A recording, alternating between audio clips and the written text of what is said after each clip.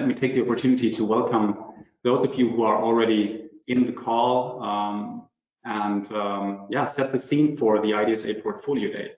So what we're going to do today in the next 2 hours basically is walking you through all the things that we achieved throughout the last year, especially, but the last years since we've been founded in 2015. So first of all, before we dive into the topics, maybe some housekeeping. You as attendee, you are in listen-only mode. So if you would like to make a comment, please raise your virtual hand so we can see that and give you the floor to ask questions. We will have several opportunities throughout the session where you are able to get in contact with us. If you prefer to chat, make use of the questions section down below, where you also can write down your questions and comments, and we will get back hopefully to all of the questions that you might have throughout the time. The agenda for today, so what we're going to show looks like this. So first of all, we would like to set the scene with some general aspects on IDS, data sharing, putting it on a general level, and then pave the way towards what is really the core of today's session, the use cases, things that members of ours already achieved by using IDS, experimenting with IDS, bringing IDS forward. And this is really the core part, the pitches from 8 of our very close members and companies that experimented and brought IDS to life from paper to reality.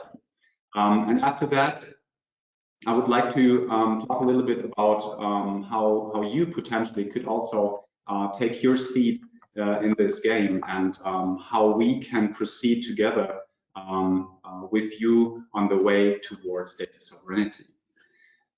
Before doing this, I would like to welcome here on the virtual stage Lars Nagel, our CEO, who would like to also welcome you and, like I said, pave the way towards more concrete use cases and put things into perspective. So Lars, are you already with us? I am alive and kicking. Hello, everyone. You just have to tell me when to go further with your slides. Stage is yours. Yeah, thank you very much. Good morning, everyone. Great that you joined us and that you are ready to step in the new era of of the data economy, and let you join us and make data spaces finally happen. So that is what it's all about.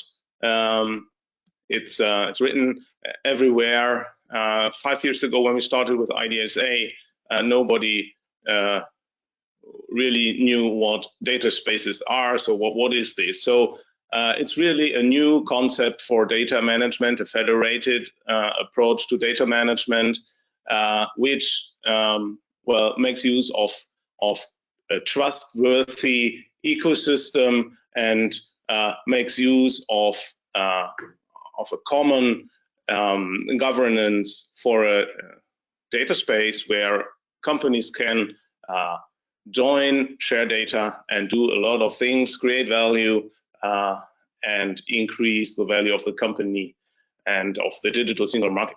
So it's all about data spaces. And next slide, please. So that is what we want to build and what we want to show today, how they can be built. It's written everywhere, especially in the European strategy for data. It reads everywhere data spaces, so that is the cornerstone of the European strategy when it comes to data economy. And the last question which all of us ask, and everyone out there, is how to realize these data spaces and the European strategy for data. Next slide, please. And there's already an approach out there. There's even a solution out there. So when talking about data spaces, we know there won't be one European data space, and there won't be only 9 data spaces in key sectors. This is at the end the sum of the whole digital single market. That is true, but there will be thousands of data spaces out there which form these digital single market. And that is the cool thing about data spaces. Data spaces, they may be small, they may be really large, they may be merged, they may overlap each other, they may be nested, they are open or a little bit more closed. So they fit all needs which companies have to share data. And well, the core thing is, in order to really come up with this interoperability and all these nice effects which data spaces offer, well, they have to be at least created following some common design principles. And well, this is data spaces. That is what IDSA is all about, to agree on a consensual mode, on an architecture, on a governance. How can data spaces be built, be erected in order to be interoperable and to be able to fulfill the promises of the data strategy to make it happen. So you can see here depicted the reference architecture and the approach of a peer-to-peer data sharing network. So that is the IDS approach. And well, this is an example from industry, from the manufacturing industry, and this holds true for all other species out there. Next slide, please. And that's exactly my message. Well, every domain, every company, every ecosystem can build its own data space. That's fine. And they are free to define the rules and the targets of what they are doing. Sometimes it's rather a smaller community where data shall be shared. Sometimes you want to share data with a larger ecosystem. You want to really enlarge the ecosystem in an agile manner, and perhaps also attach open data to it. So, well, let's make sure that we use one common design principle when starting all the data spaces endeavors which are out there, so that at the end, we finally end up with no silos. We can really enlarge the data pool to do all the nice things we have promised when it comes to AI and all other value creation ideas, and that we really benefit from this cross-sectoral data sharing. That is what we really should go for. Next slide. And well, that's the message for today. Let's build data spaces.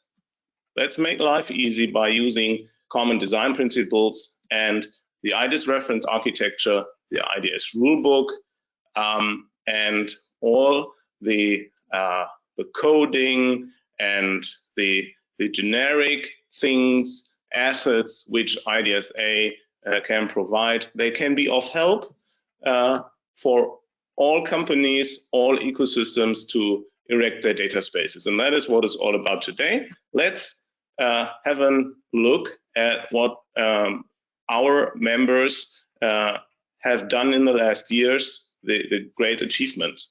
Next step, next slide, please.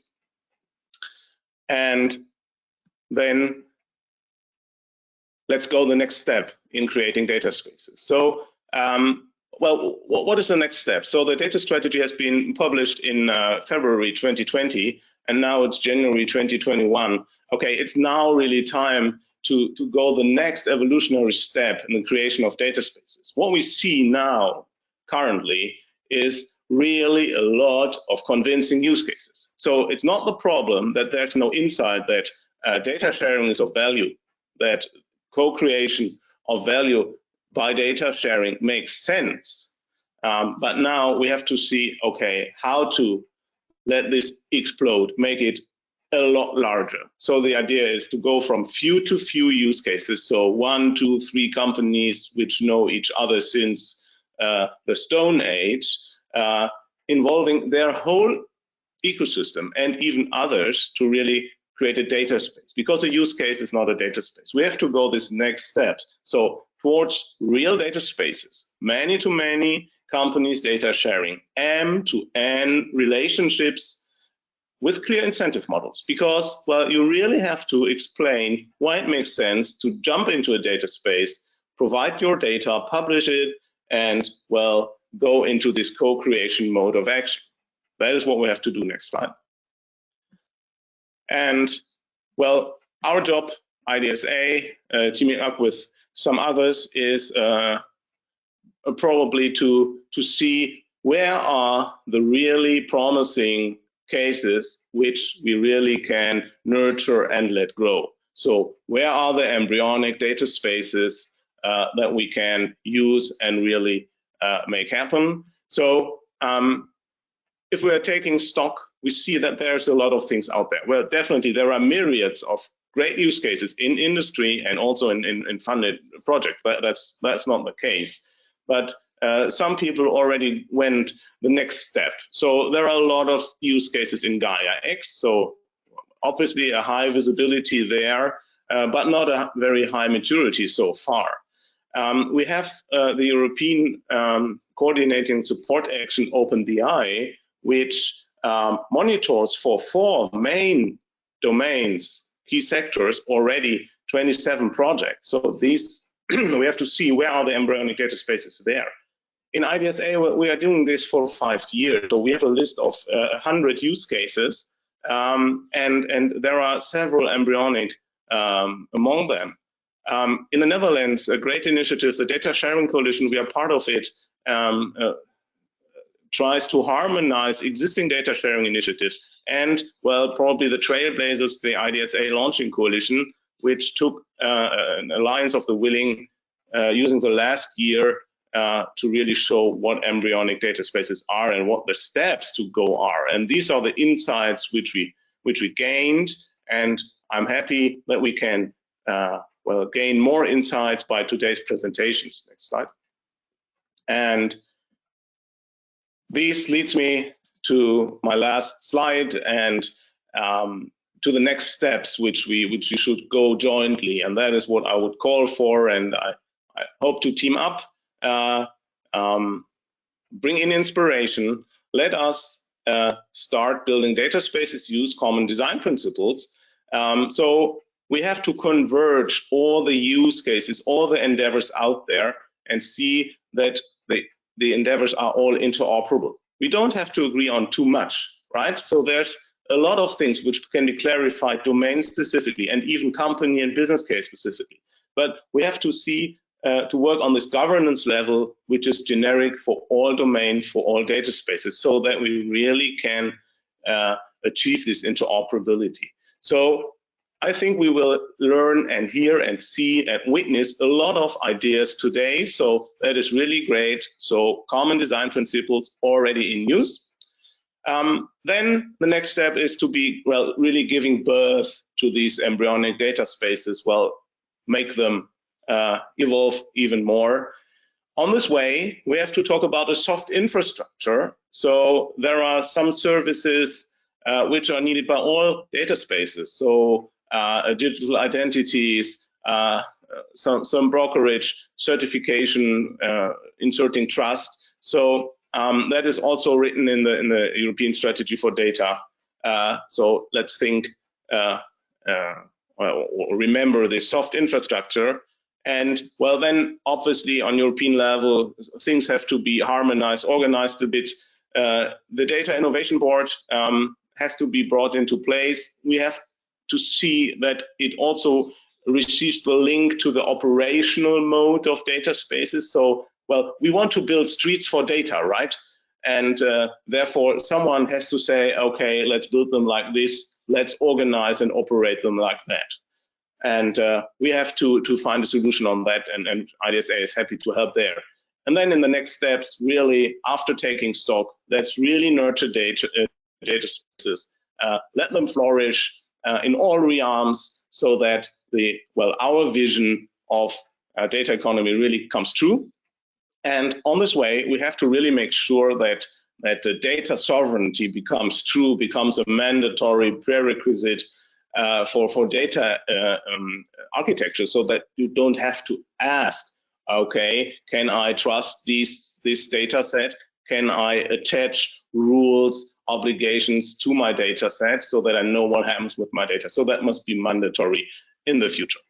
So let's get inspired from these great presentations today. Let's think of when creating a data space, so it will not all be related to IDSA. Let's use common design principles.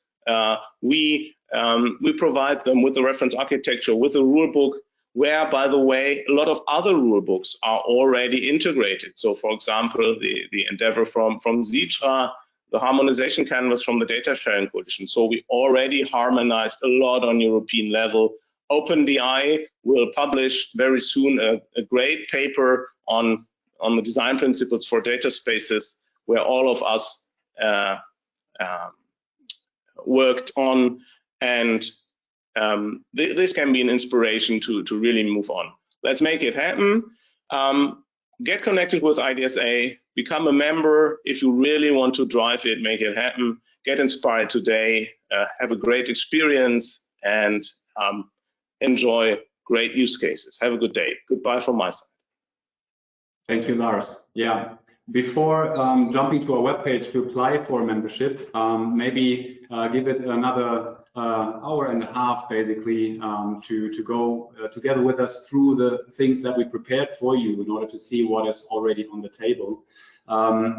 I would like to talk, before going to the fillet, the core piece of today, the use cases. I would like to show you some perspectives on the things that we in the past years created together with our members in order to reach the point where we are now, where we are able to show you use cases. Let me give you some impressions here.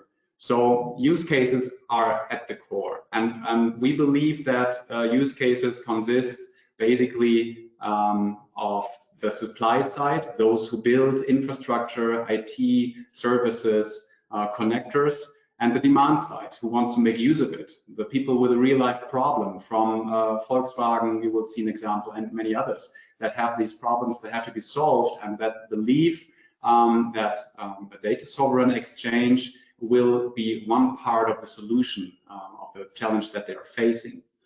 And we also have a third party, which we call the implementation partners. As you will now experience, maybe also throughout the next hour or two, things easily can get confusing. There are a lot of things on the table already that have to be put into the right perspectives, that have to be, people and use cases basically need help in order to get the right perspective, since all the use cases currently are on different levels of understanding of implementation and so on and so forth. And implementation partners are a good way. So the experts already out there, this is a good way in order to give orientation to those who might be able to do it on their own, but maybe they are slower in doing it on their own. So this is the centerpiece, and we think all the use cases consist of it. And then use cases have different aspects out there. So is there a financing base? Is it something that you pay from the industry side in order to make it happen and to explore your way of data sovereign data exchange? Or are you cross-financed by a research project that might be currently going on? So many different ways of seeing it, and we also see different examples today throughout the pitches later. Then there are different ideas and certain knowledge that you have to understand before doing it in the way where we can say we are all based on the common design principles, like Lars said. So the reference architecture that we build together with our members and groom all the time. There is a thing that is called the rule book that goes even further than describing the technical hurdles and solutions. It's more about the operational side of things. So what about policies? What about the legal aspects of data sharing?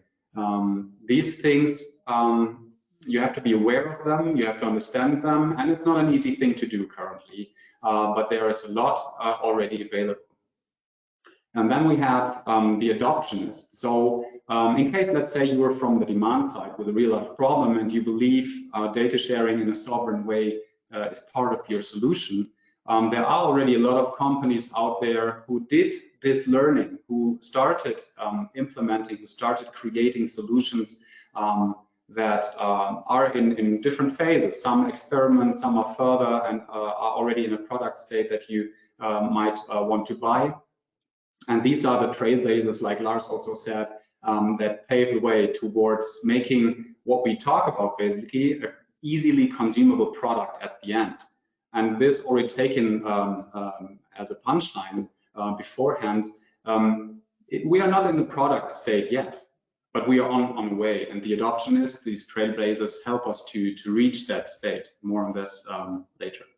Open source community. So some of those who understood the problem, who want to get active, ask us about things like a software development kit maybe, and where can I find the connectors? Where are the sources already available that I just have to use? And the need is obviously there, and therefore we are in preparation of an open source community that makes it easier to access the things that are already out there. Currently, yeah, with the help of our implementation partners also, we are able to guide you through these sources. But it's, as those of you who did it, it's a long way. So it would be nice to have it easier consumable. So open source community really is a great thing to make that happen. And also, yeah, a good way to do the consensus work on the reference architecture and all the things that we built. From the perspective of, so this is the creation part, from the perspective of doing things. So how, what is my first step in this journey? What do I have to do first? I already said learning is an obvious good first step here. We created things like a user journey to make it not very easy, but easier to get to the point where you're able to understand, to build, to integrate, or to implement even. They're the first things out there that help our members to do that. And there, the use cases out there, I already said, they're on different levels. So maturity index and having an idea about where does which use case stand, having a radar of use cases, also to see what is the concrete action that implementation partners and partly also we as association can do in order to help you out. So where do you stand? What is the current need? What is the TRL, the technology readiness level you're aiming for, and so on and so forth. These are things that we already created and are glad to share with you and to help you embrace the idea and to give you orientation on that. I already spent some time talking about the implementation partners, and then we have on 9 o'clock the base camp. So that is a very essential, fundamental part of the data sharing story that links to the technical side of it. So Lars already took the example of we want to build streets for data exchange, yeah, so infrastructure. And there is a minimal setup of infrastructure that every use case, independent of domain, concrete need, application, is it from AI or big data, independent from all of these aspects, there is a certain need. So we have to agree on a certain set of infrastructure, which we call the base camp, that we want to provide together with our members to the use cases. Already existent, so taking this beforehand, already existent in order to test your things, to make use cases run. This is part of the story that we will see now in a few minutes when we come to the use cases, but not yet there if you want to have it as a market-ready product. But this leads me to the last point, defining the standard, which is about co-creation and joining the table here. So the things that are out there to experiment are good. They have to be refined. They have to be shaped until a level where it is available for the market. And this requires many aspects in order to reach that point. And we are working on that and co-creating, defining standard, co-creating components, test scenarios, and all of these things is a very important aspect for all of the use cases. So this is a map for use cases from our perspective, pointing to the different things that are partly required, partly it's an invitation to join, and also a way to show you in different aspects where do we stand and which category. So this is a sort of thing that we have to keep in mind in order to not forget important aspects of use cases. Just to show you that a deep dive on different levels for these use cases on all the levels is possible. I already, when you have a look at on the left side with the Basecamp, told you that this is the minimum setup for infrastructure that is needed. But of course, a lot of you might come from concrete domains and already think about solutions that they need to describe their data that are domain specific. So vocabularies is a thing. You want to be able to not only send data to people you know, but you also want to discover data endpoints with new data or participants that would like to buy your data also.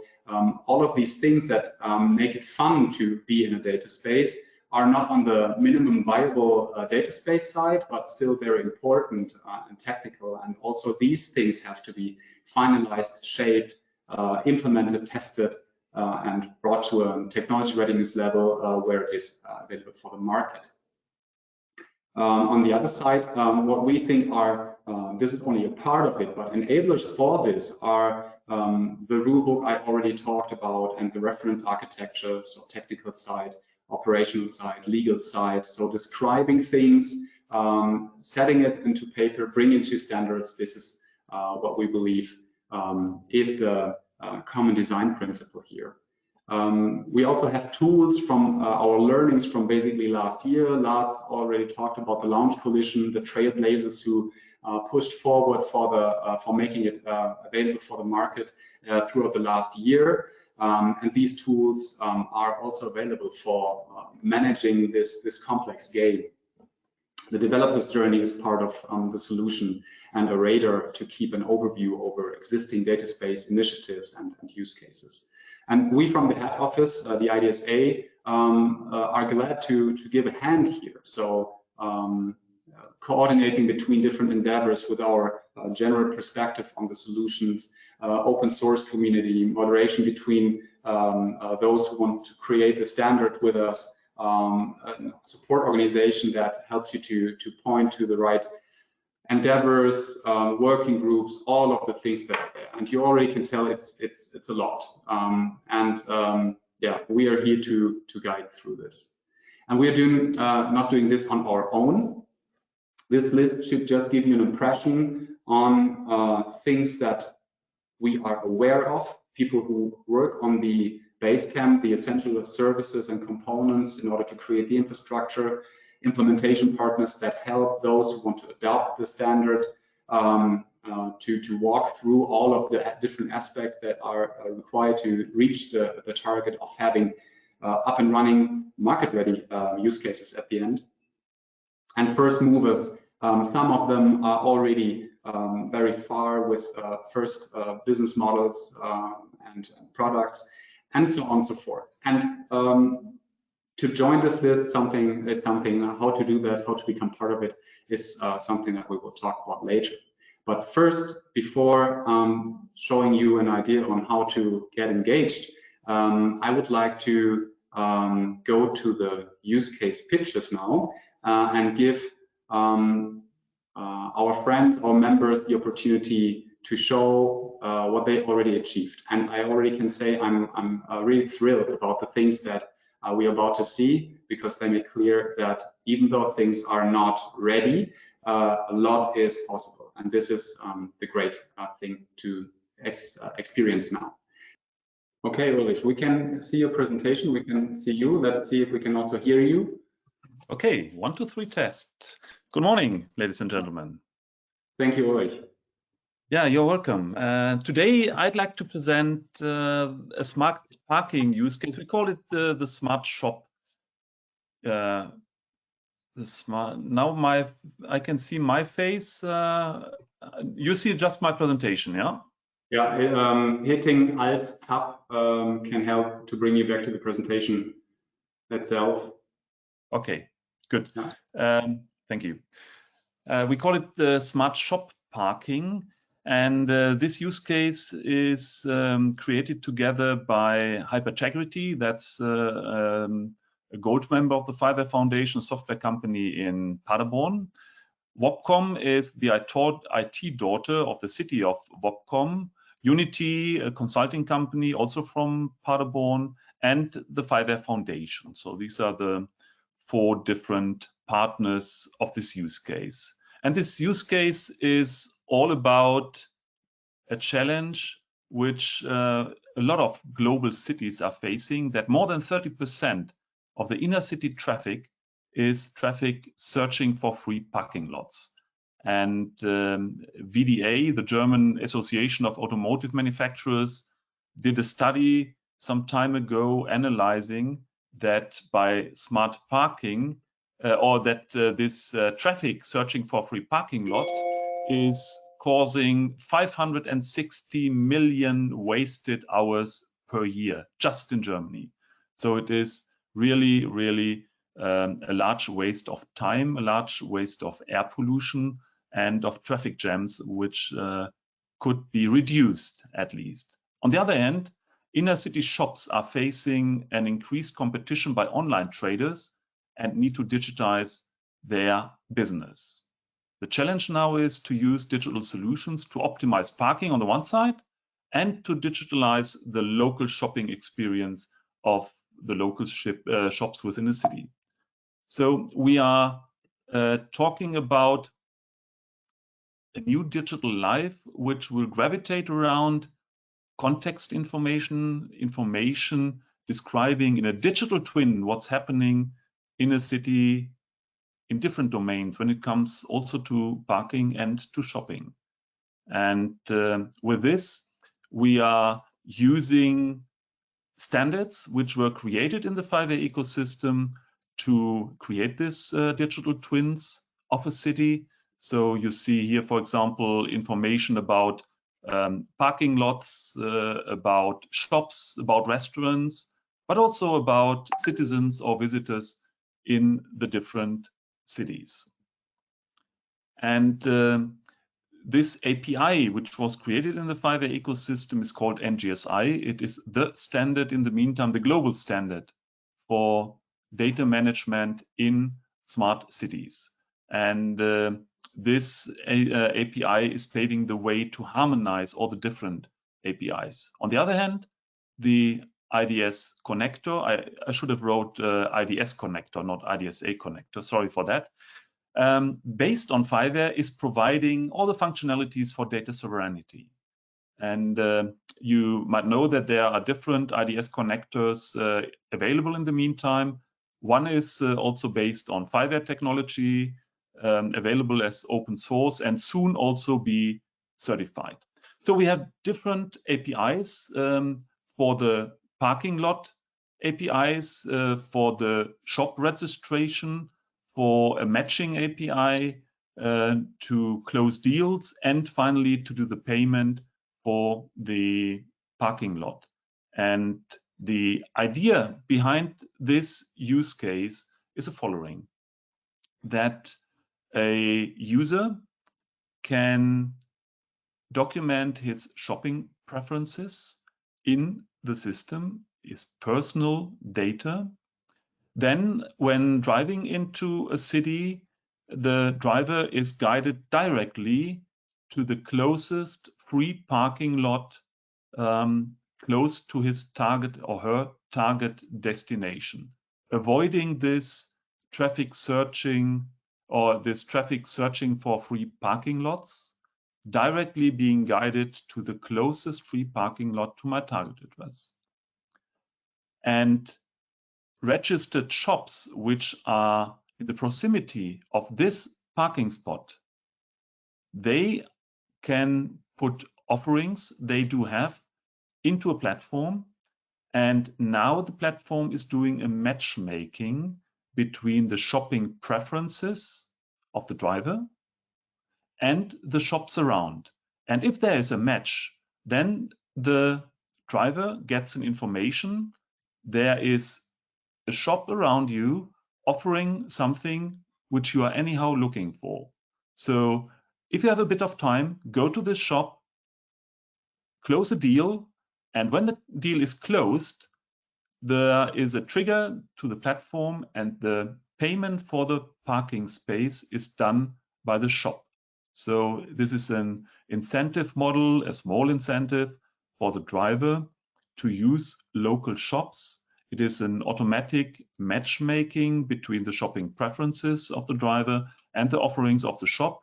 And as we are dealing personal data here, shopping preferences are personal information. We need data sovereignty. We need to make sure that this data are only used for the matchmaking.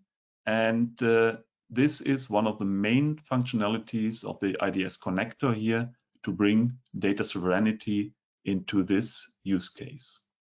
And we are implementing this together with the city of Wolfsburg. The city of Wolfsburg has created or has renovated an existing parking house, put parking sensors in there. So we have the information which parking lot is occupied and which one is not occupied.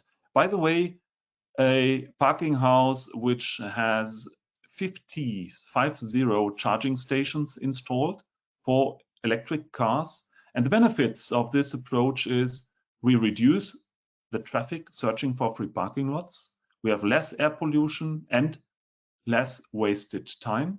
We increase the business for shops in the city center, and finally also improve the customer experience and customer satisfaction of the people who are using and visiting these shops. So that's the approach of this use case based on Fiware technology.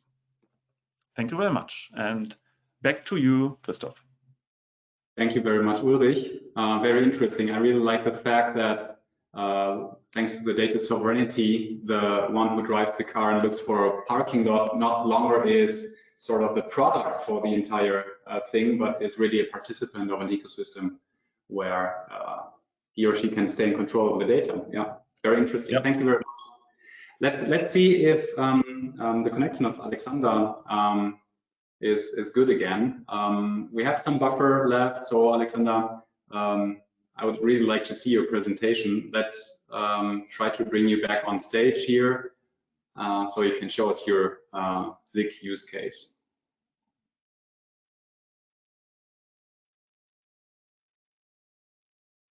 Do you hear me again? Yes, we can hear you. I see. Now I started.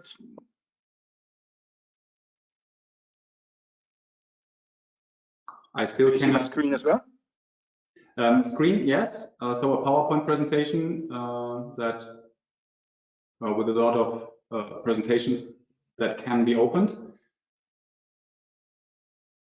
I think we have a massive delay in transferring because I just share my opening slide. Do you see this as well?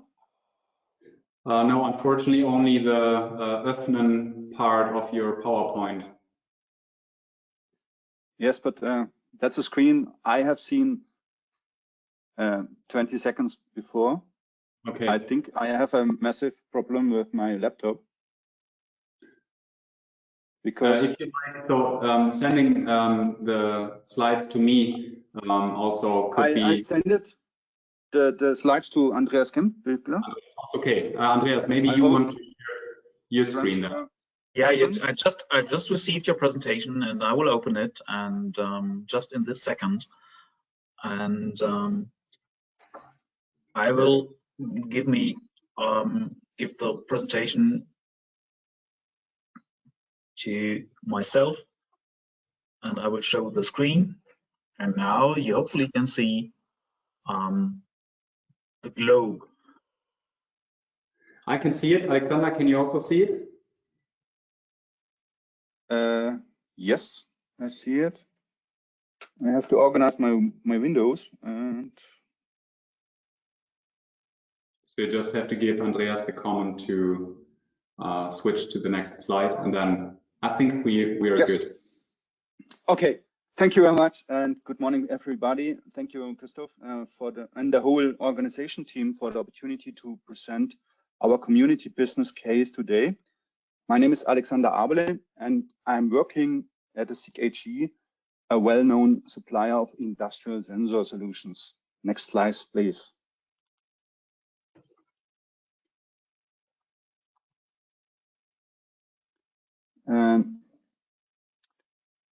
I have the honor to present today our community business case, the logistics challenge.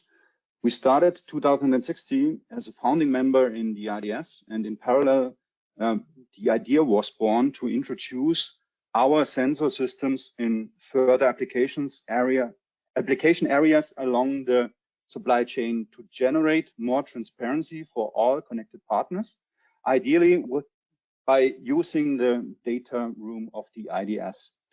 It took us some time to find the right partners and agree on a business case together. But as well, as you will see in a moment, we are able to do so. Next slide, please. What you see on this slide is a greatly simplified supply chain. The C parts reseller Word offers its customers Kronos the service of providing it with defined products in form of filled Kanban containers, which are located on a shelf in the production area, as you can see here on the right. In the case such a container becomes empty, we have defined together with our partners a new, very lean, direct process for filling the Kanban container directly from a supplier. In this example, Festo delivers materials which will be filled in Kanban containers at the logistics service provider Schenker and then shipped to Kronos, where a Word employee places the containers on the appropriate shelf. With this new process, we as SIG found two steps which are normally not digitized today. Please click one time. Okay, already done. And I will now briefly introduce one of these, the so-called repacking station, as you can see on the slide. Within our digital services, we first receive a shipment notification from the respective supplier, in this case from Festo. The individual delivery items carry an identification number, which can be easily identified by a handheld scanner. We send this information together with the position weight to Word, where it is matched with the expected weight. This step is a kind of quantity check. If everything is in order, we receive a repacking instruction and the label, which is attached to the Kanban container by the logistics employee. This is placed on the pallet, which is then shipped to the customer. In addition, we send a shipment notification to the recipient, in that case, the company Kronos. Now it's getting interesting. Please click one time. We follow the concrete plan to digitize the cash flow as well. Therefore, it is necessary that we operate this service ourselves and not simply sell a system to one of the partners as we traditionally do this. This will happen via a distributed ledger in a kind of a blockchain. The contract for the material includes a defined price list. At the moment when the material passes the repacking station, the supplier Festo has fulfilled its part of the contract, which we confirm with our independent service. With our confirmation, a so-called micropayment is automatically triggered by Commerzbank. The same works on the side where the physical repacking is paid between Word and Schenker. Please click one time. And the second time, please. With every confirmation of a fulfilled repacking process by our digital service, the Commerzbank releases a corresponding payment. So next slide, please.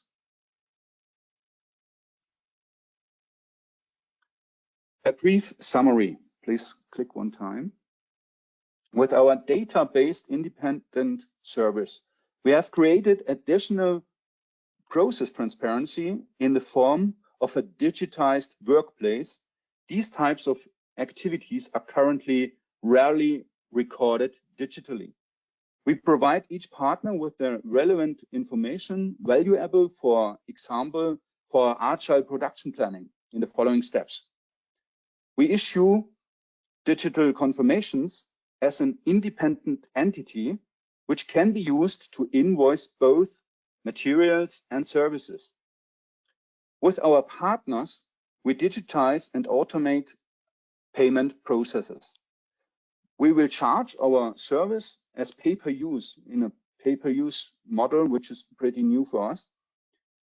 In cooperation with our partners, we enable a massive acceleration of the processes and realize corresponding cost savings. Please click another time. Yes, sorry. And again, next slide, please. As you will see the complete picture, we have further ideas for digital independent services, which can be provided via data exchange over the IDS room and for sure generate corresponding added value. Thank you much for your attention and feel free to place some questions. Thank you, Alexander. I was able to see, like I said already, first questions are coming in. I would suggest, due to time, that we go first to the next pitch from SAP before having a look at the questions, and also skip the coffee break. So in case you're in desperate need for a coffee, just give it a stretch. So we are now bringing the next presenter to the stage, and then go to the Q&A for the first four use cases here. So Markus, I can see you. That's already good. Now I can see your PowerPoint.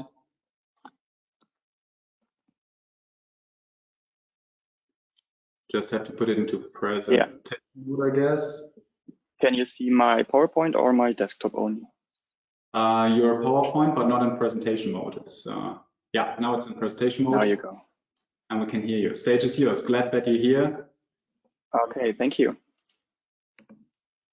Yes, hello. Also from my side, my name is Markus von Bergen, and I work at SAP on international data spaces. And today I would like to take the chance to illustrate the benefits we see in IDS by sharing some examples of ours. As a short disclaimer, I would like to state that the work we did regarding the following slides are thoughts and conceptual implementations, and therefore are currently no actual or planned product features yet, but may come in the future. Okay, let's start with a very short introduction. At SAP, as you might know, we are into enterprise application software, and our software helps companies of all sizes and in all industries to run at their best. One key figure that we are particularly proud of is that 77% here of the world's business touches at least one of our systems and therefore produces a lot of data in them. The IDSA, on the other hand, is the enabler for data spaces and standards for data sovereignty. So SAP and IDSA, how do we fit together? For that, let's take a look at a very simplified example from the manufacturing context. Nobody's perfect, so defects might occur during production. For example, there might be a manufacturing fault in the car battery, which surfaces at the repair shop. As long as the battery manufacturer is not aware of the problem, they might keep producing defective batteries in their series. In consequence, further up in the supply chain, more cars with a defective battery might leave the factory. This creates a lot of unnecessary costs and waste, leading to unsatisfied customers, as you might know. So why is information not being shared among the business partners in the supply chain? Let's take a first look at the repair shop. It might be a very small business running a software that is not integrated with systems of the manufacturing companies. On the other hand, the battery manufacturer might also not be aware of every single repair shop. Also, why should the repair shop share any data as they don't benefit from it? When we take a look at the right-hand side here, to detect defects early, the battery and vehicle manufacturers could benefit from exchanging quality management data from each other. But as they doubt the goodwill that the sensitive data will only be used for improving collaborative cross-company processes, the valuable data will probably be held back. Now, international data spaces could help to address these needs. Here, starting with the repair shop on the left, they could start with a trusted connector or IDS connector in general, in point to contact with the other players. The connector could run a data app, here the blue circle, which allows them to share information about the defective battery with the others. If the defect in the battery occurs during the warranty period, for example, then the data app could be used to share data needed in the context of warranty claim handling with the car manufacturer. Now, as the repair shop is documenting the quality issue anyway, they might as well as share it with the battery manufacturer. To overcome the lack of motivation here, the repair shop could negotiate an agreement with a battery manufacturer to reimburse them for every reported defect. While the repair shop earns money by sharing information, the battery manufacturer is alerted earlier and can increase their product quality. So now let's say the battery manufacturer finds out about a constantly increasing amount of broken batteries of the same type and wants to do a root cause analysis. For the analysis, they might need car usage data to find out what usage behavior leads to product failure. The car and battery manufacturers might agree on a usage contract that allows the battery manufacturer to use the telemetry data only for the purpose of root cause analysis. With the trust created by the technical enforcement of usage control, the car manufacturer shares data they might not have otherwise. Now look at the benefits we have. Which benefits do we see when integrating IDS in the business processes here? In our example, the car manufacturer achieves higher customer satisfaction from higher quality cars, while the battery manufacturer benefits from timely discovery of evolving quality issues and can therefore achieve higher quality levels and save costs. Now the repair shop is finally connected to the business network as a smaller player and might even discover a way to feed his piggy bank. Now, thinking the bigger picture, there are many manufacturers in the automotive industry and even more repair shops. All have their specific IT systems, and IDS can be the common standard to allow everyone to share data with the others. This way, IDS becomes the enabler for federated business processes. You see that this tiny connection of three is just the beginning and where this might be going. If you're interested in more information or exchange about IDS and what we plan with federated business processes, we look forward to get in touch with you. And having that said, I would like to thank you for your attention and also giving me the opportunity to present our activities about IDS. Thank you. Thanks, Marcus. Actually, it's our pleasure to have you here. Great presentation. Thank you a lot. So already 4 presentations, all from different perspectives, have now been shown. I would like to encourage, so due to time, we have to manage that aspect a little bit. We had some technical issues that we have to catch up now. Summing it up, I heard some buzzwords I really would like to put into the foreground. So one aspect is community. So the use cases that you see involve different parties, and that plays to the part where I already explained a few things about the implementation partners. So how did these use cases get to a point where they are right now? One part of the answer is because they teamed up with very strong partners that already are able to share their in-depth knowledge about IDS. That's one aspect. Another thing is conceptual. So Marcus said it's a conceptual work, not yet in a product, and that is perfectly showing where these use cases stand now. Just to manage your expectations, maybe also on when can I buy it? So not now. So you have to be a little more patient, or better said, like I also will motivate later, help us speeding up until we are at the market. And also Ulrich, user the user is not the product, but staying in control. Maybe just one question that I was able to see in the question panel in that direction, Ulrich. Let me see if I can quickly find it.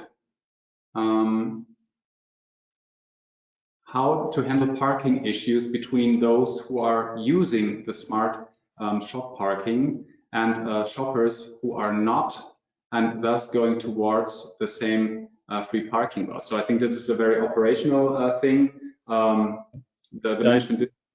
It's quite easy to answer because these are real-time information.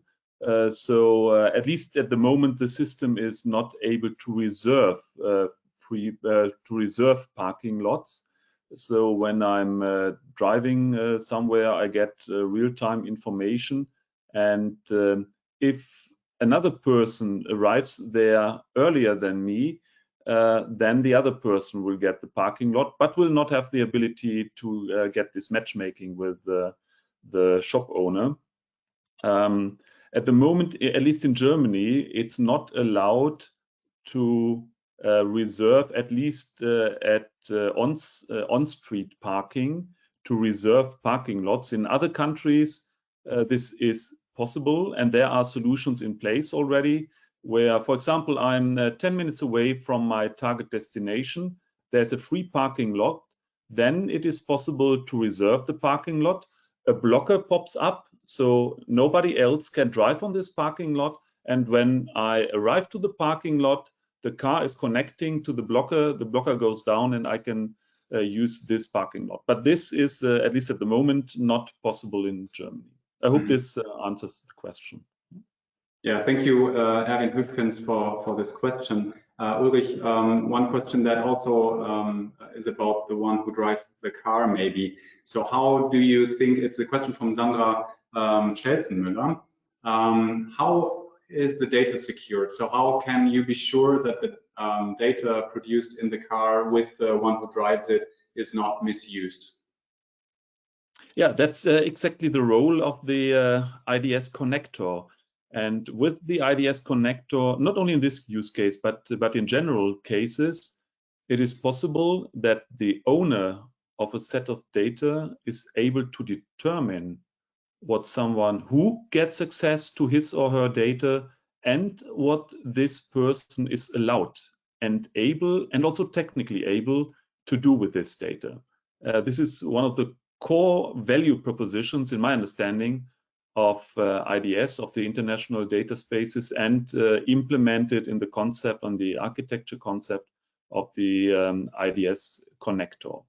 If we wouldn't have such cases, we wouldn't need the IDS connector. But as we see here in this session, there are several use cases in industry, but also in private business, as we see in the parking use case, where we need this functionality. Thank you, Ulrich. So as a first glance into the question section, other questions are coming in. I would like to encourage the panelists to also have a look at the question section. In the meantime, where others present, you have the opportunity to get back to those questions in a textual way. So hopefully no questions will be open at the end. Let me share my screen for you, because like I said, we unfortunately had to skip the coffee break. I hope you managed to get some coffee in between the different pitches. And with that, I would really like to go to the next wave of pitches here. Also from members of ours here, Dandan Wang from Deutsche Telekom will be the first now to present the Deutsche Telekom use case. Welcome, Dandan. You can already see you on stage. That's awesome. Let's see if we can see your slides. Yes, we do. But we cannot hear you yet. Can you hear me now, Christoph? Yes, perfect. Yeah. Super. So, maybe let me just make my presentation a bit bigger so that everyone can see the. That would be great. Yeah. Yes, and change it a bit.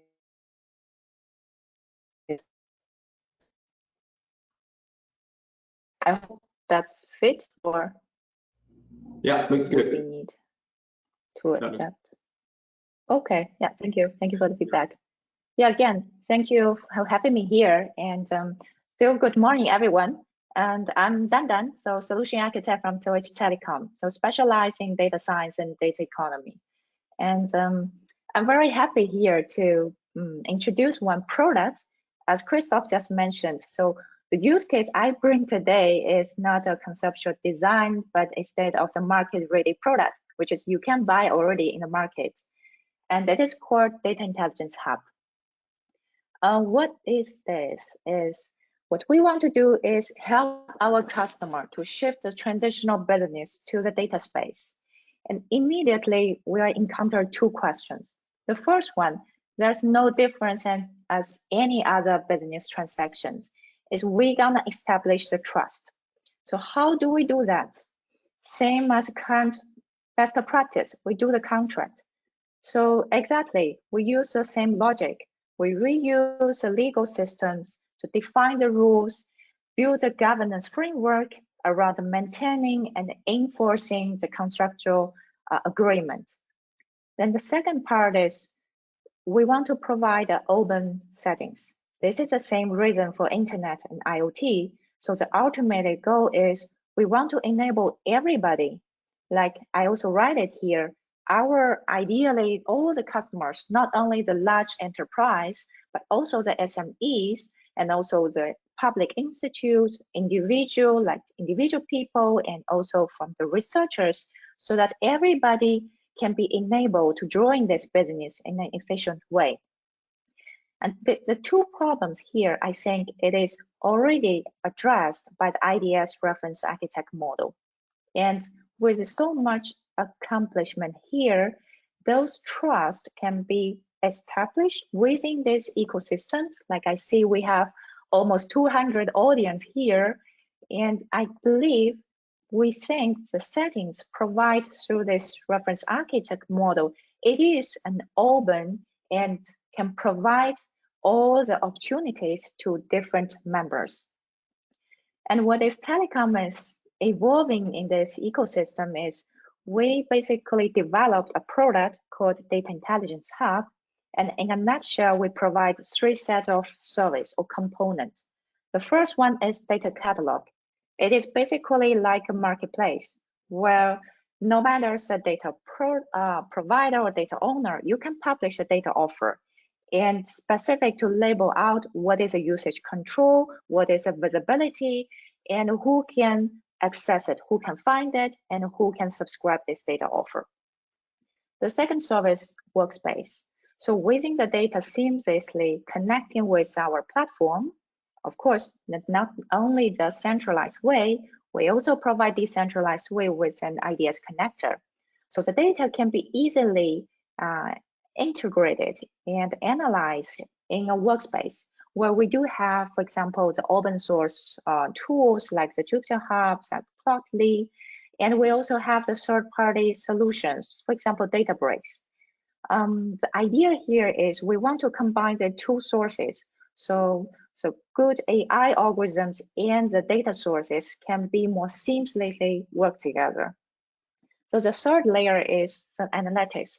So the idea here is we're not only focusing on the raw data product itself, we also want to enable, for example, the insights when you are processing the data, when we getting the different data sources integrated together, the knowledge getting out of those integrated data sources, and also the method, the algorithm, how you treat the data, how you analyze the data, those insight and analytics can be also exchanged and also can jointly work together with the different parties when using such a platform.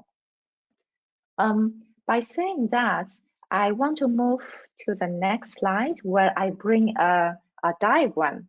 So the diagram usually a bit complicated, but I think what I want to see the message here is very simple.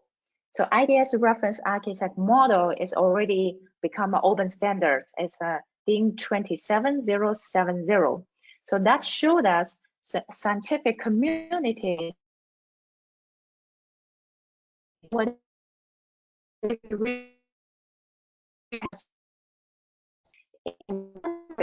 component set up so that we can bring our customers and our business ecosystem go into this data economy.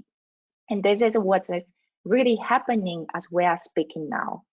And from Telekom side, the Data Intelligence Hub, we are more focusing on the broker role together with IDS connectors so that our customers can be easier to have the different options, centralized way, decentralized way to exchange and monetizing their data and the analytics solutions.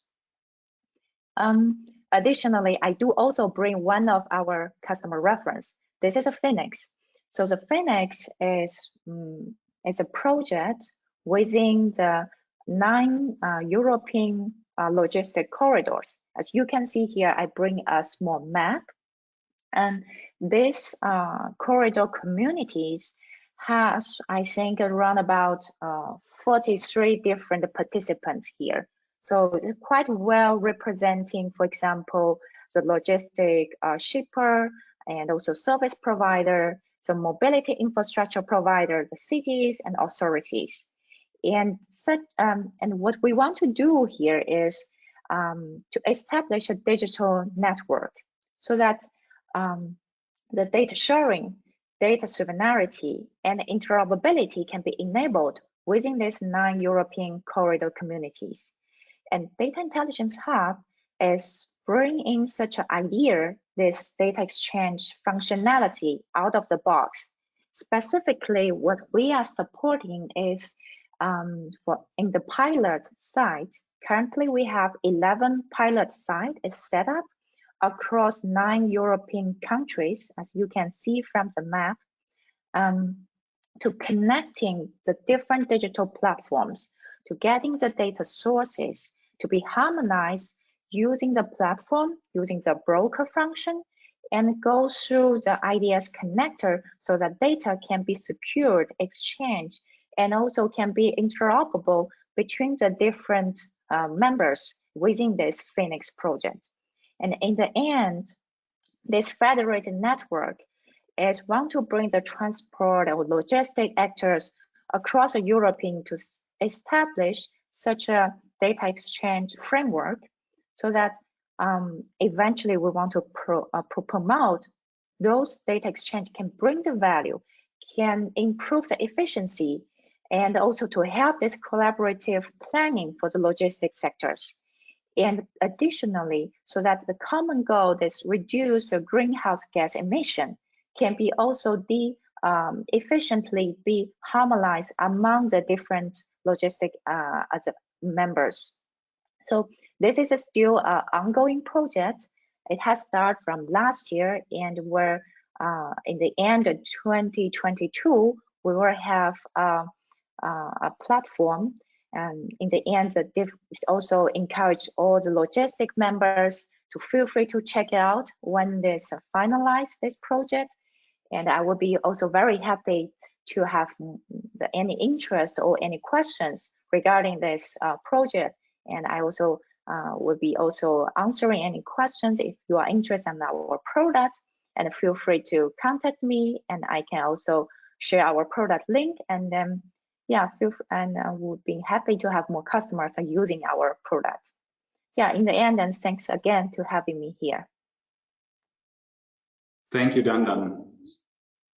Very nice insight. So as you can see, Deutsche Telekom and Dandan are already talking about the product, and things are also at the market. The huge challenge now for all of us is to bring that to a level where it is IDS certified, conform, and sticking to this not only on a level where you can say you're aligned with the reference architecture, but also having it certified. And that is clearly something that we have with other members of ours also on our plate to work on, to finalize certification and bring your already existing product to a level where we can say, yes, it is also certified. So yeah, thank you very much, Dandan.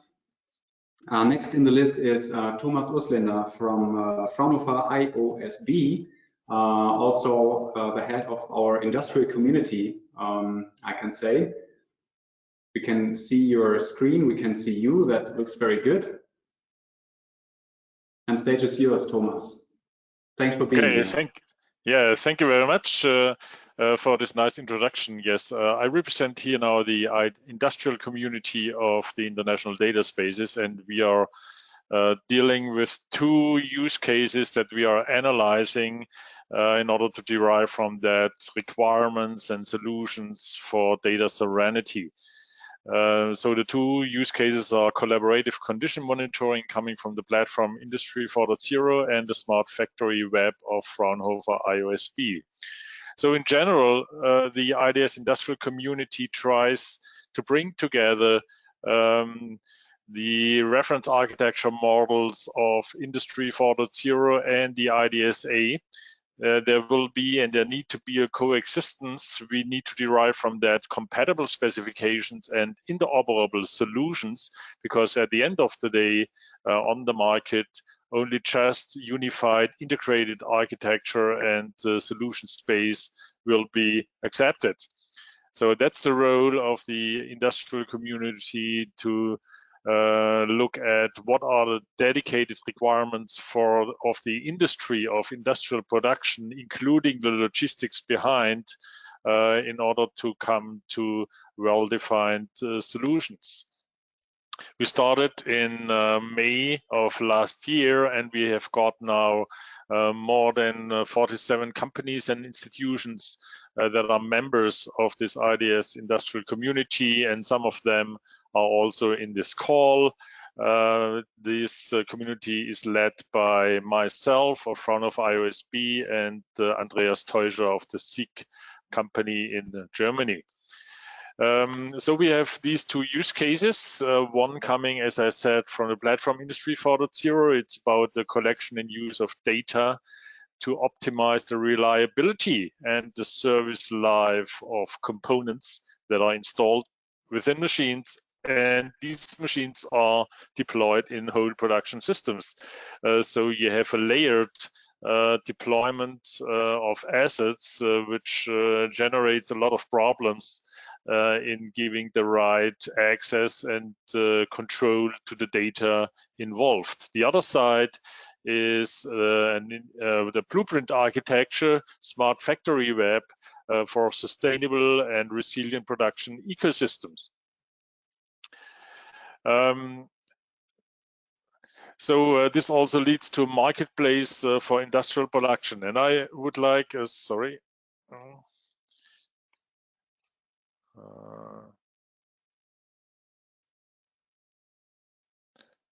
okay. Yes, this CCM use case is a multi-stakeholder problem. You have components that are installed in machines and machines that are deployed in factory plants.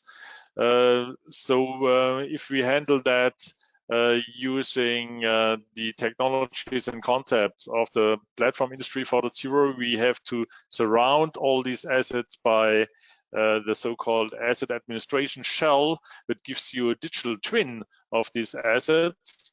And then in order to solve this problem, how to share the data, then there is a need to share the data based on trustworthy infrastructures, such as specified by the international data spaces. So here we bring together technology of the Industry 4.0 and the IDS in order to allow collaborative collection and use of data, and on top of that, then services such as preventive maintenance may be put on.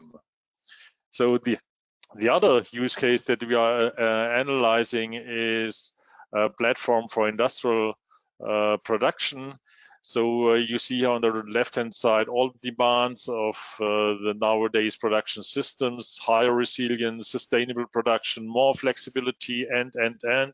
You all know that, but we see that this is not only required on the factory level, but more and more also on the whole supply chain level. We need more flexibility in the supply networks, and we need also more resilience in these supply chains in order to respond to risks that are all around in the world. So at the end of the day, we need a marketplace that allow you to simply change supply chains, to look for alternatives, alternative suppliers, and so on, according to well-given criteria based upon maybe ethical issues, ecological issues, but also risk issues. So the Smart Factory Web is such a marketplace for industrial production. There you can register your capabilities and assets in a well-defined manner. Here we are also using the concepts of the platform Industry 4.0. Then a customer can search for these assets, and the marketplace makes the matchmaking and the mediation such at the end of the day you have an immediate visibility on a global market, and you may then generate new business models based on manufacturing services. So here manufacturing is also provided as a service in this platform economy approach. So what are we doing in the IDS industrial community? We are trying to analyze, based on these two use cases, requirements on data usage control and data provenance tracking. So these are the big two value propositions of IDS. Who is allowed to use the data in what form and in what time frame, at which location? You can express that using IDS technologies, and you also can enforce that using IDS connectors. And data provenance tracking is to know about where does the data come from, can I trust this data, what is the origin of the data and the uncertainty of the data. So this is analyzed on the basis of use case templates. We are then deriving requirements for these two issues, data usage control and data provenance tracking, and mapping these then to technologies of Industry 4.0, of the international data spaces, and more also important is the mapping and also the overlap with the offers of the GAIAboX infrastructure. They offer federated services for trust and identity management, federated catalog, and things like that. So we all have to think about how does this map to GAIAboX in order to really come up with a trustworthy data ecosystem. If you want to join us in this activity, this IDS Industrial Group is not a closed group, it's an open group. You can just send an email to this email that you see here on the slide, or you may contact me directly. Thank you very much, and I'm looking forward to a discussion and to your contact. Thank you, Thomas. So one question to join the group, do you have to be a member of IDSA? No, of course, this community is attached to the International Data Spaces Association, and we would also welcome that the members become members of IDSA, but it's not obligatory. You can, it's an open group. You can join this group. There is a memorandum of understanding that you have to sign, but that is all that you need. So you are invited to join our group. Thank you very much. Yeah. I can see that there is a raised hand, Mr. Erwin Höfkens. Is that still a question? Should we? I will try to unmute you, so you have the opportunity to speak up in case you want. And this is still a question that is in your mind. Otherwise, feel free to not accept the unmute. Yes, but that was a question which was specifically related to, I think, the use case of Volkswagen with Ute. So, okay. So the question was, to what extent is blockchain used or not used in order to enforce contractual rules on data usage? So a concrete technology question into the direction of Ute. for the Volkswagen use case about if blockchain is part of your solution? Do you want me to answer right now? Would be great. Yes, thank you. Okay. Yes, I've sent the answer to the chat or the question. I've answered right now, but no, not yet. You're talking about blockchain, don't you? Yes, I was. Yeah. Yeah, we have several teams around, and the blockchain matter is one of the next steps, maybe. So they are looking quite curious to what we're doing right now. Actually, the terms and conditions are based in the IDS connectors, but maybe if we expand the idea to the network that we have internally or externally, it might be an option to move into the blockchain material. Okay, thank you for the answer. That was just trying to understand. Yeah. Thank you, Mr. Hüfgen. Yeah. Thanks for the question. You're welcome. I can see Reinhard Achatz also is raising his hand. So let's take a minute or two to use this opportunity to give the mic to you before going to the next session. So Reinhard, can you hear me? Yes, I can hear you, and I would like to add something to Ute's answer.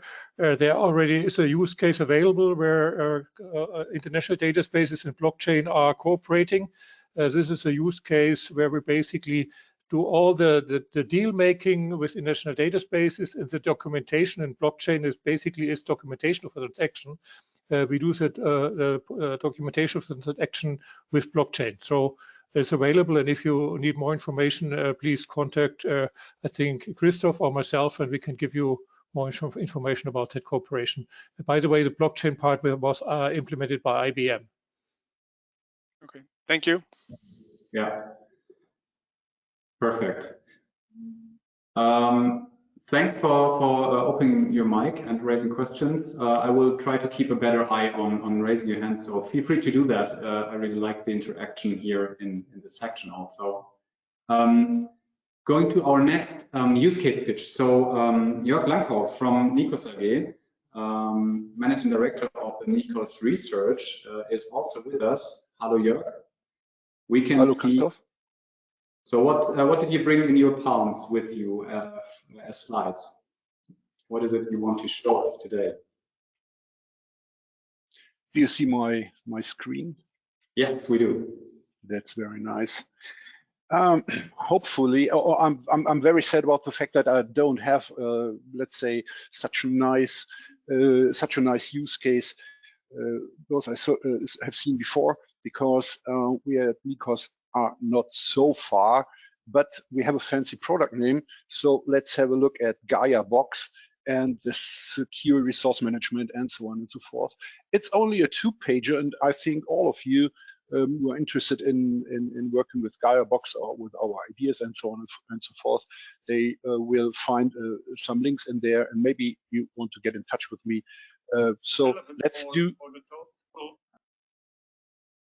I'm sorry.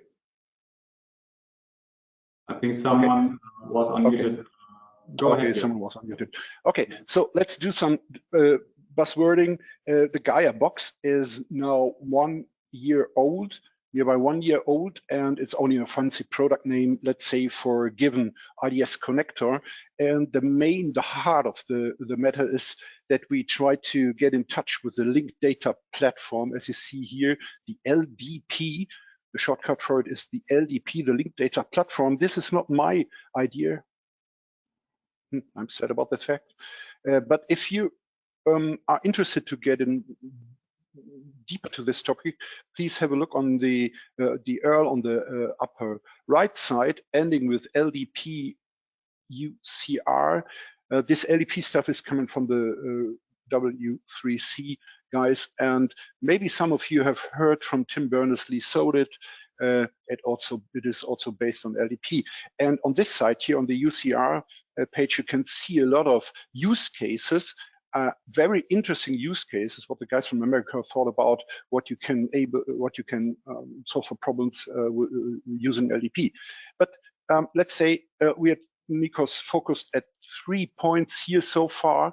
Let's say cloud infrastructure management. Maybe it points to the fact that nicos does a lot of stuff for customers regarding network thingies. And on the other hand, my personal favorite is the use case to bring up organizational structures, roles, and assets, because if you are able to handle problems regarding organizational structures, you are able to handle a lot of stuff regarding access control and so on and so forth. That's the reason why I love this topic perhaps the most. So if you want to discuss with me, give me a favor. And last but not least, we see the third point I'm very interested in is data catalogs. And I like to bring up here maybe the fancy word IDS broker, respective metadata broker, and maybe also the GAIAboX federated catalog. At this point, I want to figure out that Nicos is here, let's say, IDSA member for around about 5 years, and I've done hopefully a lot of stuff for the architecture group and so on.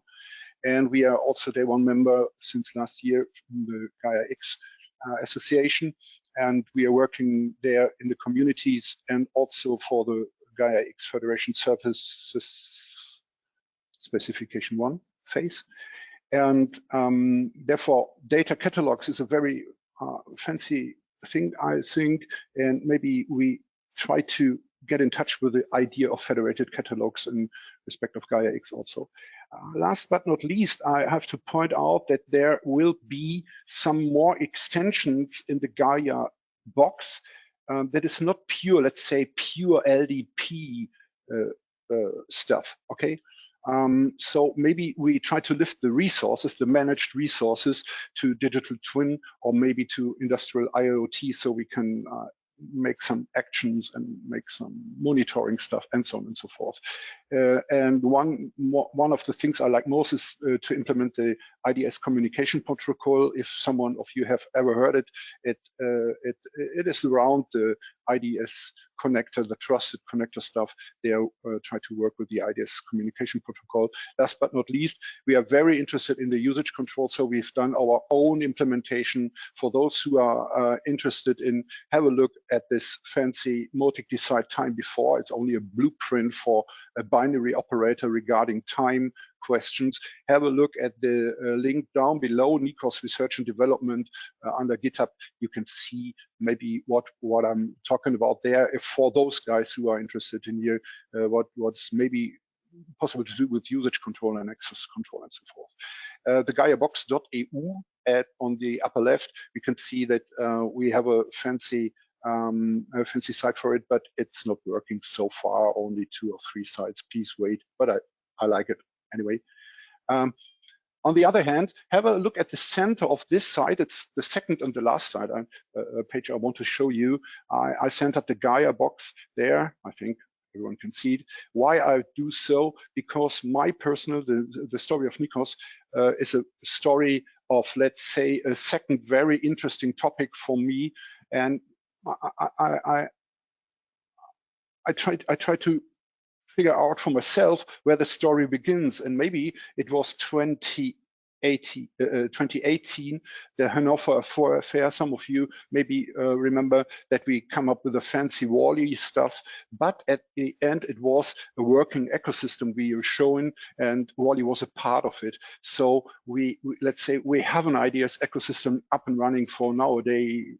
Now, let's say 2.5 years. So it's not the baddest idea if we try to bring up an IDS connector.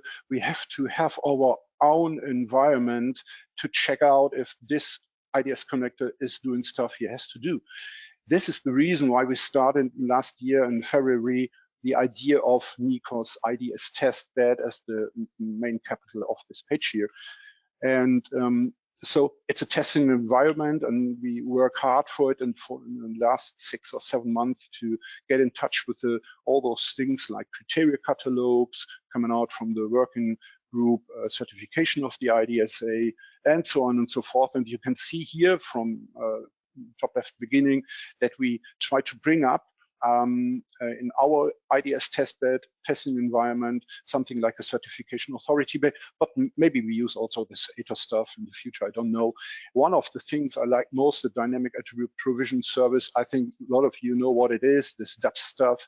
And at the end, we try to lift DAPS also to those requirements used in GAIAX regarding verifiable credentials, decentralized identifier stuff, and so on and so forth. We have a little clearinghouse. We are never interested in to do the hard stuff the clearinghouse has to do. So I wrote them here that we inbox only to show that an applicant is able to working with in-house posting something to the inbox.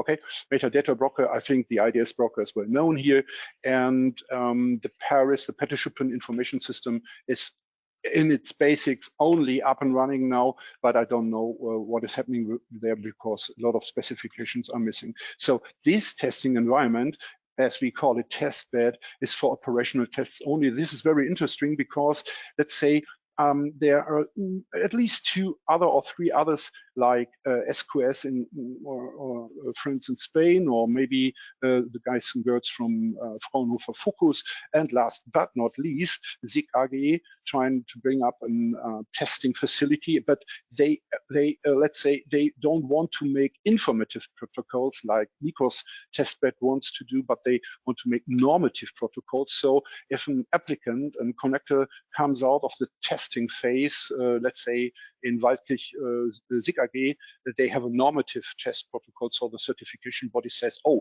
this connector is fine, up and running, and is able to work in a productive IDS ecosystem. Last but not least, we've done a test suite environment for our testbed, and maybe up to this point, very automated and half automated. And in the end, upper right side, in the future, maybe we will use it also with a web end front, and so an applicant is able to make some stuff. I don't know what we do there to make a test over the web also.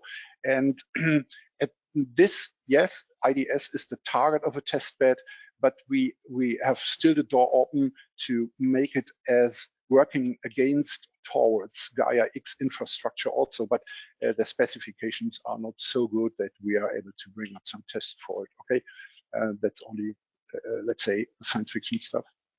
So thank you very much. If you're interested in to get in touch with me, have a look at the upper right, or ask Natalia Simon or Christoph Mertens if you want to get in touch with me. Thank you very much. Thank you, Jörg. I think I had a look into the question section while you were presenting, and the question was inevitable, I think. So what you brought the topic to the table in your product name, so to say, Gaia.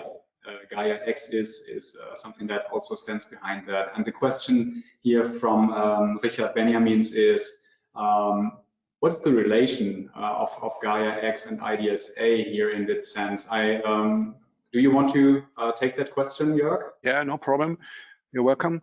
My answer has two little portions. The first one is, if you have a look at the very first contributions from GAIAX, the very first one was called, it was in German, done in German, but 2 or 3 weeks later also in English, it was called the GAIAX project.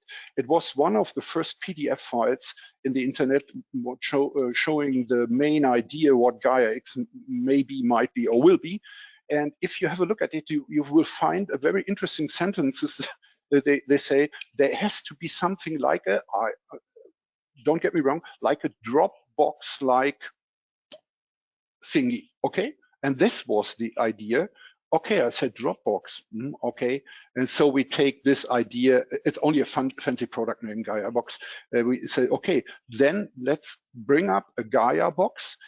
And you have to understand the LDP stuff is not only, let's say, representing virtual resources, but also representing file resources. This is the main idea of linked data platform.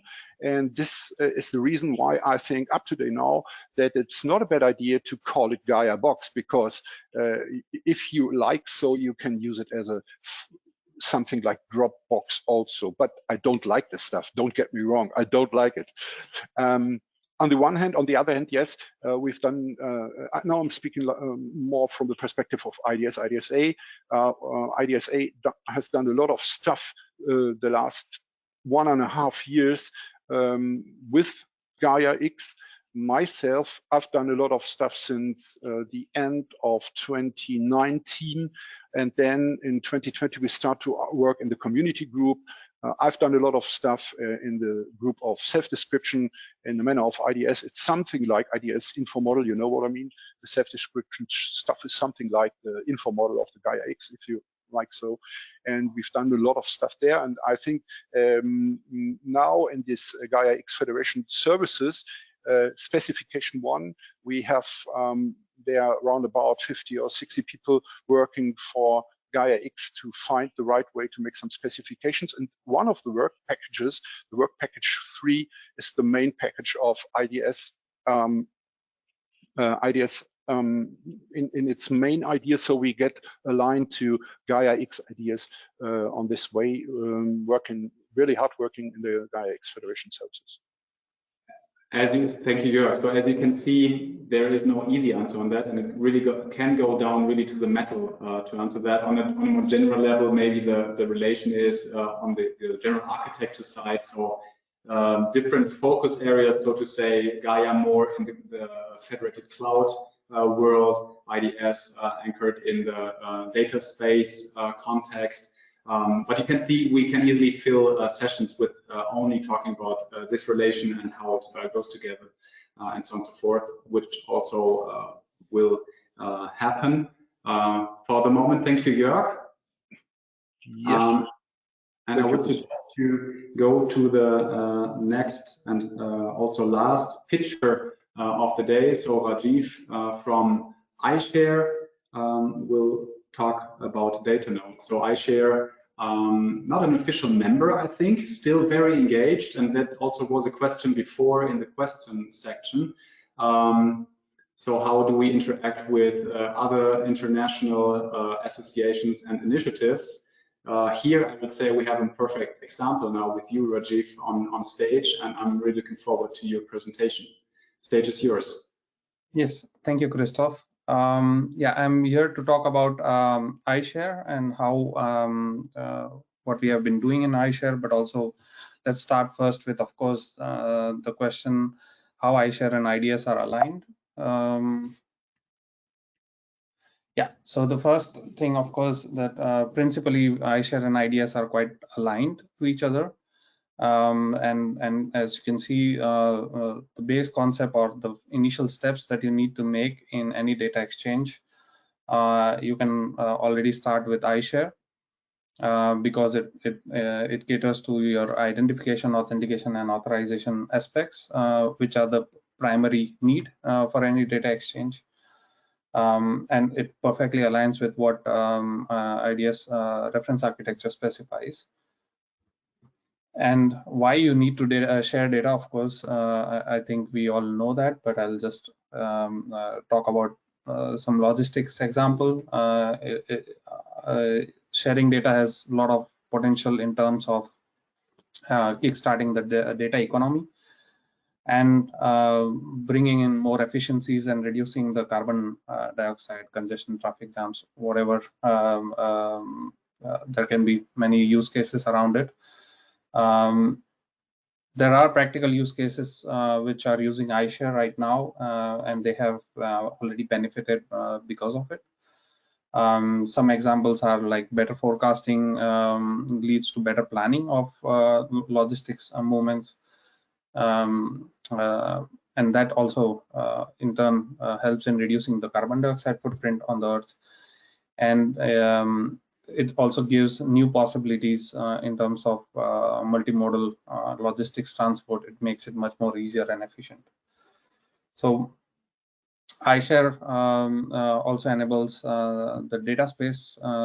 As Lars mentioned at the beginning of the session, we expect a lot of data spaces coming up and in different sectors catering to different needs. iSHARE is also playing key role in enabling those data spaces. What makes it a key component is that it brings the necessary trust framework, which is community driven.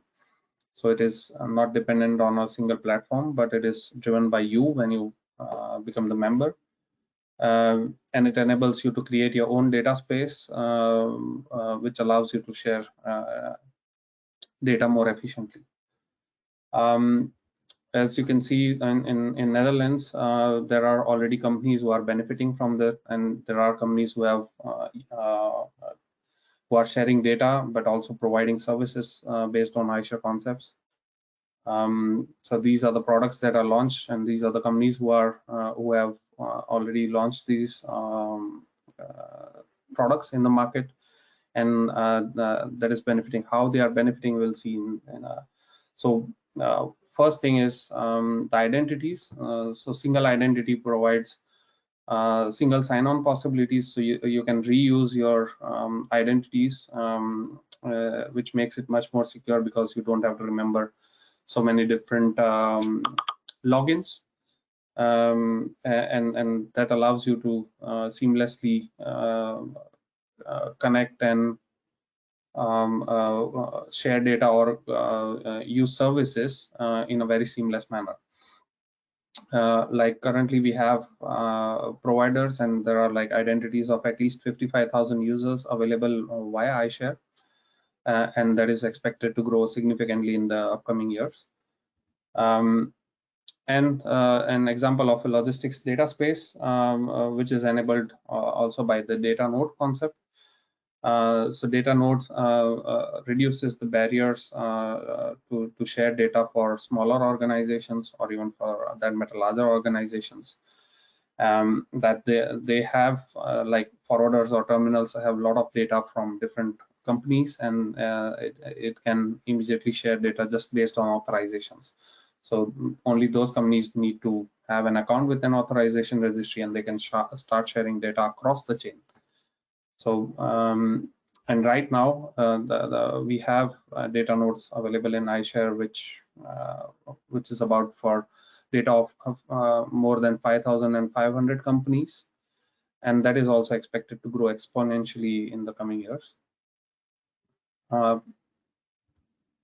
Yeah, and of course we are growing very quickly. We are also coming up. We are also part of IFO Trust project, which is an European Commission initiative under Horizon 2020 program, where we will also enable a lot of SMEs to start sharing data. And yeah, and in different sectors like smart cities, smart agri-food, manufacturing, mobility, and more. And this project we are doing together with Fiware and Funding Box. Yeah, there we will also enable a lot of SMEs to share data. And of course, we are very well aligned and connected to IDSA, Fiware, IDS framework. So we reuse the existing standards to enable that. And iSHARE covers a lot of building blocks out of the 9 building blocks, which is recognized by the EU and a lot of organizations. These are the building blocks for basic data sharing, and iSHARE caters to, as you can see, 5 of them already, and the others are catered based on the data spaces they are defined for that specific use case. We have an ecosystem of ambassadors, a lot of them, and also a lot of implementation partners. Yeah, I hope I hope I have generated enough interest, and if so, you can get in touch with us to know more in detail. Thank you very much, Rajiv,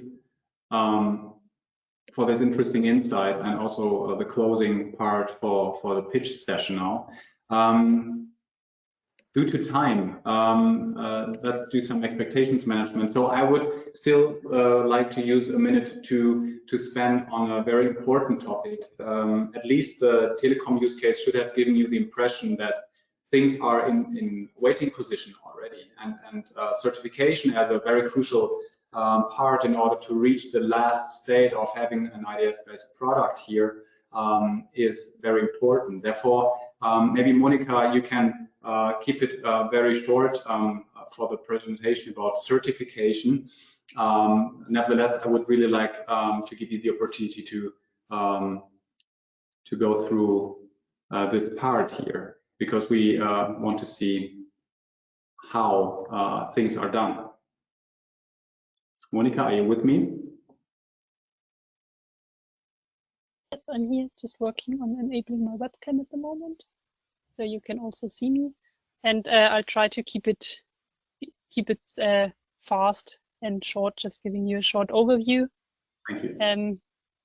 In general, I think you all know that we've got the IDS certification as one essential part in the IDS. We use it to make sure that every company and every technical component participating in the IDS fulfills really the security standards and the interoperability standards we need to keep this value proposition that the IDS is promising. And we have here these two different types of certification. On the one hand side, for the operational environments of the companies, so really more on the management side for the companies to ensure that they are securely managing all the components they are providing. And on the other hand side, the certification really for these technical components, so all the connectors, brokers, app stores, stubs, etc. out there in the IDS. And we've got these different security and assurance levels for different use cases. Just so you know, they are there. If you want more information on those, just contact me afterwards. Please go to the next slide. Concerning the current status of the certification, what hopefully also most of you already know is that we've got these finalized criteria catalogs on the one hand side for the operational environment, where we have the huge advantage that we can build on existing standards, where we selected relevant criteria from the ISO 27001 and the BSEC5 catalog, and have now almost everything in place to really get the certification started. For the components, in particular the connectors and the metadata brokers, it's a little bit more difficult for the IDS, because while we have also an industrial standard we are using here, the IEC 62443, we have also a lot of IDS specific criteria and requirements brought by these specific use case. And that's why there has been a lot of time spent to establish this criteria catalog. It's also still sometimes being adjusted to fit the new developments in the IDS. And as also was mentioned earlier, we've also got a standardized version of this in form of the DIN-Spec 27070 that is already published, and we are working also towards getting this internationally standardized as well. And the huge challenge we are still working on here at the moment is that due to the fact that we have these newly defined criteria for the IDS, but also because this industrial standard is still relatively new, we have to establish a common understanding among all the companies that will conduct evaluations, how to interpret these criteria and what exactly they have to really test in order to make sure that a component is compliant.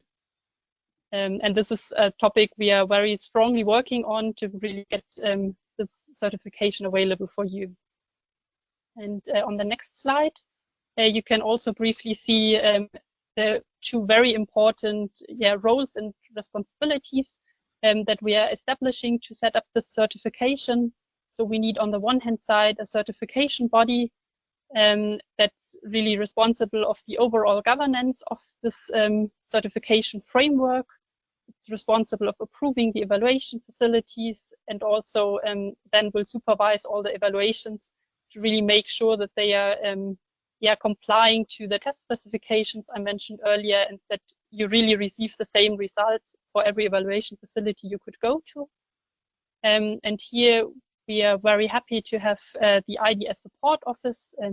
which is a subpart of the IDSA head office, act as the certification body. We've got all the processes defined, what's supposed to happen there to really get this work done with. And we are currently in the process of approving the evaluation facilities. So those will be the companies that will really do the evaluation field work, the companies that will conduct the evaluations, either for the operational environments of the companies or really of the technical components. And we have already 5 companies interested in becoming such evaluation facilities, and are still in the last steps of clarifying some legal issues and procedures before really finalizing this approving. But we are hoping to get this available very soon. And to summarize on the next slide, as you may have realized, the certification is not completely finalized and available at the moment, unfortunately. But you still do not have to wait until this certification is really finished completely. But we have this IDS ready phase currently still ongoing. That is a really great first step for every company that's developing connectors, or also that wants to know if they are up to par to for the organizational certification.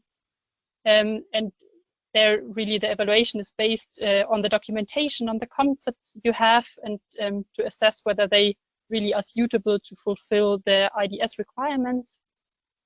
And I'm very glad that I can tell you today we already have 5 IDS ready connectors in the IDS, 2 for the base profile, namely the trusted supply connector from the German Edge Cloud and the data space connector from the Fraunhofer ISST, and also 3 IDS ready connectors in the trust profile, the data intelligence hub from T-Systems, the SIM50 from SICK, and the trusted connector from Fraunhofer AISEC. And on the next slide, there's also kind of our call to action from our side. And we would really like to get this list of IDS ready components, but also IDS ready organizations, grow longer to add you to this list, which is really the important first step towards the certification, so that you're really then on the front end of getting also the certification done as well. And if you have any questions concerning the certification in general or this IDS ready evaluation, just contact me or the IDS support office, namely Natalia and Julia, that you can see here on the slide. And they would be very happy to assist you in getting also your component and organization at first IDS ready and then IDS certified as well. Thank you.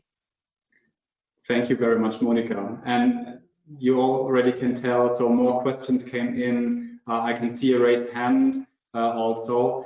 I'm afraid we anticipated this. So the core of this session here, showing you the use cases, also showing you what we already got in order to make things moving towards the market, is leading to a lot of questions. I will show you in a second a next touch point, which is dedicated to questions. So having you in the next session and only focusing on your issues, getting back to you with concrete answers, pointing you to the right pieces of information will be a thing. I'm afraid due to time, I will not be able to go in details to answer questions. Another aspect here that goes too much into detail now to tackle it, but Rule Book also is a source of information to get you more answers on a more detailed level when it comes to, okay, how do we operate these? How is the interaction between different components? What are legal aspects?